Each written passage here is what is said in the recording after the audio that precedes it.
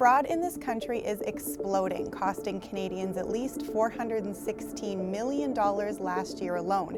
And the troubling thing, the number of frauds being reported is up, but the number of cases being solved has actually dropped. And the biggest problem is here in Ontario, and it's probably worse than we think. Police can't investigate every case thoroughly, and the government often doesn't prosecute fraud. Ultimately, there's little deterrence for fraudsters and a big impact on victims. At CBC Toronto, we get tips about frauds all the time. There's other people out there that are going to get stung like I did. The idea that that was happening just made us feel sick. And the crime affected my whole life. This is a huge amount of money. So how did it get this bad?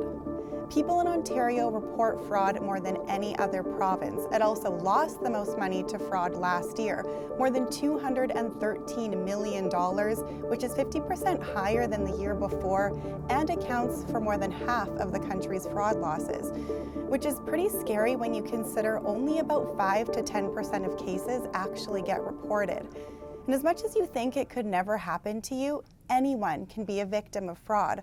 All it takes is a fraudster targeting the right person at the right time with the right scam. And once you are a victim, the system in place often doesn't help. They destroy my belief in law. They destroy my belief in truth. Frank and Louise Herman are in their 80s. Last spring, someone called pretending to be an RCMP officer. But he was very smooth, so I had to send the money the same day. And I told him that I can't do it that fast because we're not that close to the bank.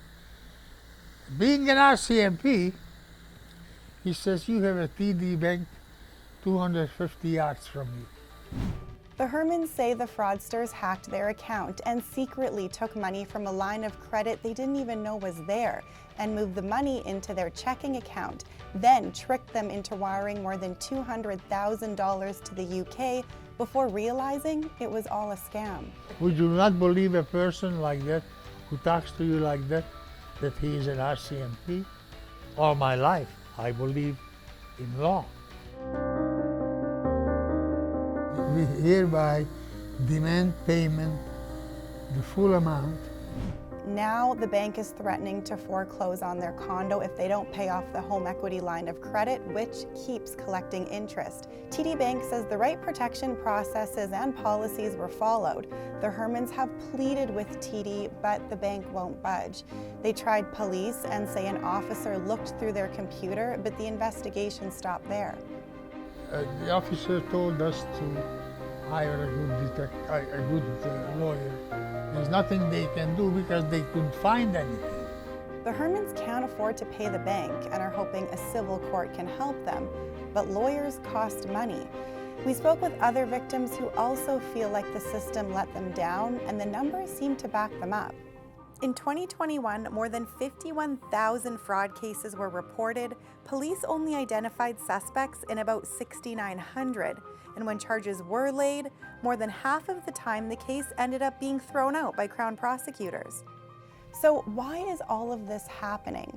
Ontario's Ministry of the Attorney General told us prosecutors look at every charge laid by police, then consider how likely it is to get a conviction and if there's a public interest to move ahead.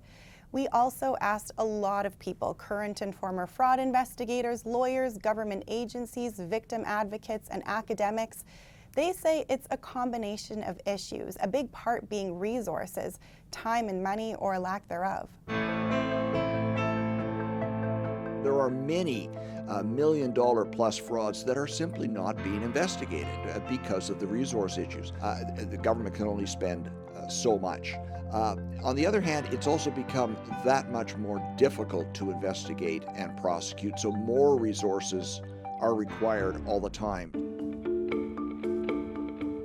My chief frustration is that it seems that there's a lack of political and institutional will to deal with financial crimes in a systematic and sustained way. There's a lot of stigma, and they experience a lot of shame from the way that society understands and treats fraud victimization. We're much more accepting of supporting victims of violent crime. So what looks like a simple loss of money initially really does spread out and has these incredible ripple effects on the lives that people lead every day. Obviously, this is a huge problem that's really difficult to solve, but there is a little bit of hope. The province has created a dedicated fraud office to deal with large, complex investigations, so the issues are being acknowledged. But with the amount of reports bombarding police and the cases becoming more and more complex, it'll take a lot more work and money if Ontario really wants to tackle its fraud problem. Angelina King, CBC News, Toronto.